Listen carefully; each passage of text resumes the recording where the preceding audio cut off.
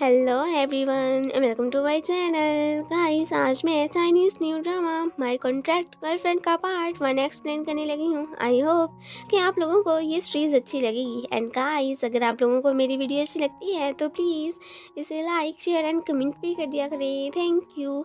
ड्रामे की स्टार्टिंग में हमें इस ड्रामे के मेल लीड फीमो को दिखाया जाता है, जो कि एनिंग कल्चर कंपनी का CEO होता है और साथ में काफ़ी हैंडसम भी। मीटिंग के दौरान हमें पता चलता है कि ये लोग एक फिल्म पर काम शुरू कर रहे हैं। तो यहाँ पर उस फिल्म की फीमेल लीड के लिए एक फेमस एक्ट्रेस हान हुई, जिसने हॉलीवुड में भी काम किया होता है, उसे सिलेक्ट करने का सोचने लगते हैं। एंड यहाँ पर हमें पता चलता है कि एक्चुअली में हान हुई फीमो की एक्स गर्लफ्रेंड है। खैर, इतने में ऊपर से फीमो की मॉम मिसिस चैंग भी आ जाती हैं और वो तो हान हुई को फीमेल लीड बनाने के प्रपोजल को रिजेक्ट कर देती हैं। अब उन्हें भी पता था कि फीमो आज तक अपनी उस गर्लफ्रेंड को नहीं भुला पाया है, क्योंकि उससे ब्रेकअप के बाद इसने अभी तक किसी से भी डेट नहीं की है। वो लोग वहाँ से जा ही रहे होते हैं कि तभी एक लड़की जिसने स्ट्रॉबेरी कॉस्ट्यूम पहना होता है वहाँ पर आकर गिरती है और यही हमारे ड्रामे की फीमेल लीड श्याओ नुआन है। इसे देखकर तो मिसिस चैंग कॉम्प्लीमेंट भी देती हैं कि ये तो हान हुई का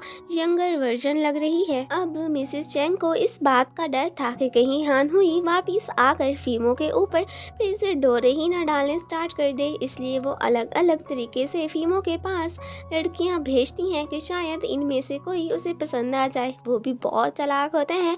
अपनी मॉम के इस प्लान को तो वो बिल्कुल ही नाकाम कर देता है। अब फीमो अपने फ्रेंड यूनजू से मिलता है। यूनजू ना सिर्फ इसका बेस्ट फ्रेंड है बल्कि इसके साथ काम भी करता है। यहाँ पर वो भी फीमो से हान हुई के बारे में ही पूछते हैं कि क्या तुम अभी तक उसे भुला नहीं पाए हो। तो वो उसे जवाब देने की बजाय टॉयलेट जाने का बहाना बनाकर वहाँ से चला जाता है। अब वो इतना ड्रंक होता है कि वापसी पर गलती से किसी दूसरे रूम में चला जाता है। अब इस रूम में हम श्याओ को देखते हैं, जो बहुत ज़्यादा ड्रंक होती हैं और वो फीमो को अपना बॉयफ्रेंड जियांग समझकर किस कर लेती हैं। अब हमें फिर फ्लैशबैक का सीन दिखाया जाता है कि जहाँ पर श्याओ एक एड में स्ट्रॉबेरी का रोल प्ले कर रही थी, तभी उसे उसका बॉयफ्रेंड जियांग भी मिलने आया था। अब उसे श्याओ का इन एड्स में छोटे मोटे रोल करना पसंद नहीं था, तो वो इसे ये सब गिव अप करने को कहता है। लेकिन श्याओ को तो अपने इस छोटे से काम से भी बहुत लव था, तो वो इसे छोड़ने से मना कर देती है।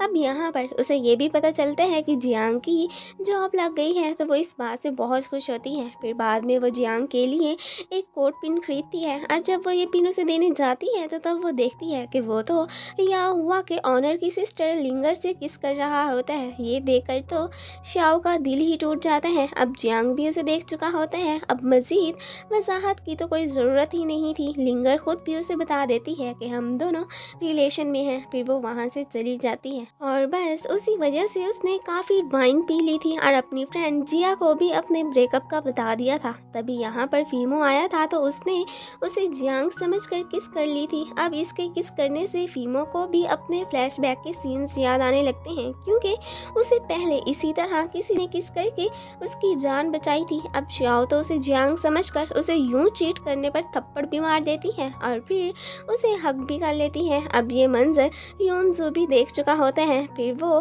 फीमो के कहने पर श्याओ को पीछे हटाता है। अब कंपनी में एक प्रॉब्लम आ गई होती है, तो वो फिर फीमो को बाहर लेकर आ जाता है। फीमो तो अभी तक श्याओ से होने वाली किस के चाम से बाहर निकल ही नहीं पाया होता। उनकी एक रिलीज होने वाली मूवी को किसी ने इंटरनेट पर अपलोड कर दिया होता है, तो वो फिर इस प्रॉब्लम को सॉल्व करने के लिए यूनजू को एक बहुत ही बेहतर सोल्यूशन बताता है। और इधर जिया भी श्याओ को लेने आ गई होती है। अब फीमो जब दोबारा से श्याओ को वहाँ देखने आता है, तो तब तक वो वहाँ से जा चुकी होती है और तभी उसे वहाँ पर पड़ी एक कोट पिन मिलती है, तो वो उसे अपने पास रख लेता है। नेक्स्ट डे श्याओ का भाई काए उसे कॉल करके कुछ पैसों वगैरह का बंदोबस्त करने को कहता है, क्योंकि अगर उन्होंने लैंडलॉर्ड को पैसे ना दिए तो फिर उनका थिएटर का काम नहीं चल सकेगा। फीमो ने तो श्याओ को ढूंढने के लिए एक सर्च नोटिस बनाकर उसे एडवर्टाइज कर दिया होता है। अब जब मिसिस चैंग को इस बात का पता चलता है, तो वो फिर यूनसू से इस लड़की के बारे में सारा पूछ लेती हैं और फिर अपनी असिस्टेंट मिसिस जिंग को श्याओ को ढूंढने का ऑर्डर दे देती हैं, क्योंकि अब वो श्याओ को ही हान हुई के सामने फीमो की गर्लफ्रेंड रिप्रेजेंट करने वाली थी। अब जिंग श्याओ के पास पहुंची होती है और वो यहाँ पर उसे एक डील ऑफर करती है कि अगर वो 15 दिनों में फीमो की गर्लफ्रेंड बनकर पार्टी अटेंड करेगी तो उसे इसके बदले बहुत सारे पैसे दिए जाएंगे। अब xiao तो फिलहाल फीमो की गर्लफ्रेंड बनने से मना कर देती है, लेकिन फिर भी वो उसे अपना कार्ड देकर वहाँ से चली जाती हैं। फीमो से मिलने युनसो आया होता है। अब इनको पता था कि कंपनी में कोई ट्रेटर मौजूद है जो इनके खिलाफ कोई साजिश कर रहा है। अब फीमो इस ट्रेटर को पकड़ने के लिए अपनी बीमारी का बहाना बनाकर कंपनी से लीव लेने का सोचता है और साथ में उसे xiao की भी तलाश थी, क्योंकि उसे लगता था कि बहुत साल पहले जिस लड़की ने पानी में से उसकी जान बचाई थी असल में वो हन हुई नहीं बल्कि xiao थी। अब उसे उसके शोल्डर पर बटरफ्लाई वाला बर्थ मार्क देखना था। अब xiao को फिर से भाई कॉल करके पैसों का पूछता है, तो अब उसके पास फीमो की गर्लफ्रेंड बनने के अलावा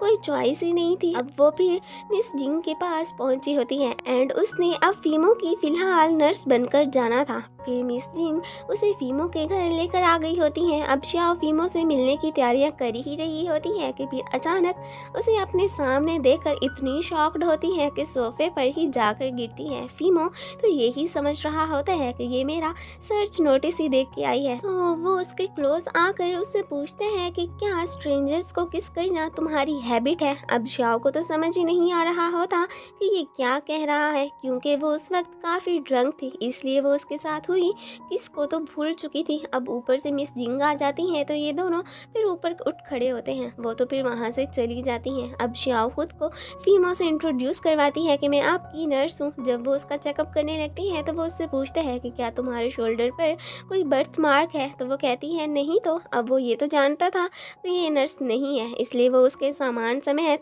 उसे घर से बाहर निकाल देता है। अब वो फिर घर के अंदर जाने के लिए मिस जिंग को कॉल करती है। वो तो उसे एंटर होने की इजाज़त दे देती हैं। फिर वो बड़ी मुश्किल से पासवर्ड मालूम करके अंदर चली जाती है, बट मेन डोर ओपन करने में उसे दिक्कत होती है। तो तब उसे एक आइडिया आता है। वो खुद को एक डिलीवरी बॉक्स में बंद कर देती है, लेकिन जब वो बाहर निकलती है तो वो सीधी गार्ड के पास पहुंची होती है। अब गार्ड उसे पुलिस के हवाले करने की बात करता है, तो ये फिर फीमो की एक्स वाइफ का बहाना बनाकर उससे एक सीढ़ी मांगती है। अब फीमो जो कि यून से बात कर रहा होता है, जब उसे ऊपर चढ़ते देखता है तो काफ़ी हैरान होता है। अब इसने शर्ट नहीं पहनी होती, तो जब xiao इसे यूं देखती है तो वो तो फौरन से अपना रुख दूसरी तरफ कर लेती है और तब तो उसकी हार्ट बीट ही तेज़ हो गई थी।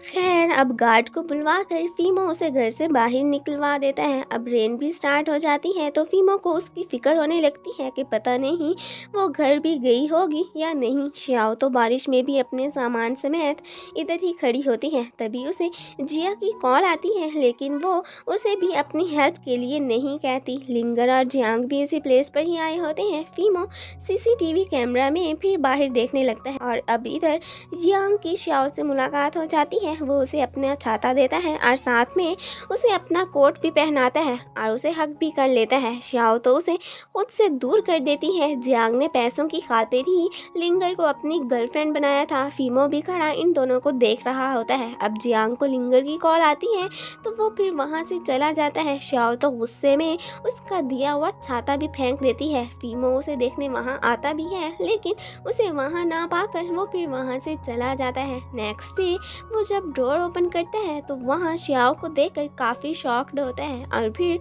उसे पता चलता है कि इसे तो फीवर है। तो वो फिर उसे उठा कर करके अंदर ले जाता है। यहाँ पर xiao तो उसे मॉम समझकर उसका हाथ ही पकड़ लेती है। फिर वो तो उसका फीवर कम करने की बहुत ट्राई करने लगता है एंड तभी xiao जब अपनी साइड चेंज करने लगती है तो तब वो फीमो के ऊपर जा गिरती है और इसी के साथ ही ये पार्ट ख़त्म हो जाता है। Thanks for watching.